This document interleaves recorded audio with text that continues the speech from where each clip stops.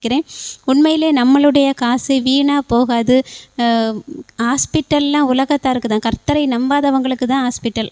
கர்த்தரை நம்புகிற நமக்கு மருத்துவர் ஏசப்பா தான். அவர் நம்மளுடைய சரீரத்தில் உள்ள ஒட்டுமொத்த வியாதியையும் சுகப்படுத்தி நம்மளுடைய பணம் ஒவ்வொன்றும் நம்மளுடைய நல் வாழ்க்கைக்கும் கர்த்தருடைய ராஜ்யத்தை கட்டி எழுப்புறதுக்கு மாத்திரம்தான் பயன்படும். வீணாக போகவே போகாது. நம்மளுடைய காசு நல்லதுக்கு தான் பயன்படும், ஏழைகளுக்கு கொடுக்க பயன்படும்.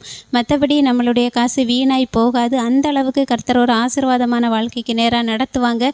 இனிமேல் எனக்கு இருள் இல்லை, கர்த்தர் எனக்குள்ள ஒளியாக இருக்கிறார். என் வாழ்க்கை மூலம் நான் அநேகருக்கு கர்த்தருடைய மகிமையை வெளிப்படுத்துவேன், அநேகருக்கு பிரயோஜனம் உள்ள நல்ல வாழ்க்கையை வாழ்வேன்னு நாம் மனதார விசுவாசிக்கும் போது இந்த வார்த்தை இருதயத்தை ஹீல் பண்ணும், சரீரத்தை ஹீல் பண்ணும். சரீரத்துக்குள்ளே எந்த ஒரு பயங்கரமான வியாதி இருந்தாலும் கர்த்தர் அதை மாற்றி போடுவார். அவருடைய வார்த்தை அந்த கிரியை செய்து தான் முடிக்கும். அதனால் நம்ம அதை விசுவாசிப்போம். கர்த்தர் அப்படிப்பட்ட ஆரோக்கியமான, செழிப்பான, ஆசீர்வாதமான வாழ்க்கைக்கு நேராக நம்மளை நடத்தி கொண்டிருப்பதற்காகவும் இந்த அருமையான ஆராதனையை காண செய்த கிருபைக்காகவும் ஏசப்பாக்கு நன்றி செலுத்தலாம்.